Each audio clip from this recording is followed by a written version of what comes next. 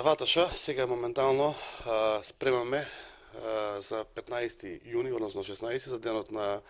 покоените 12 другари,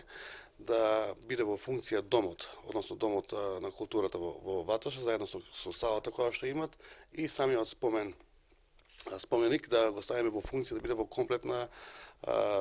модернизирана или ставена ситуација во функција. Исто така, вчера бевме во Ваташа, разговаравме со самите салани во делот на Кејот. Кејот сакаме да го отпочнеме за 2 месеци да го реконструираме и направиме, па сакавме да ги слушнеме ваташани како едно село најстаро во оваа Тиквешија,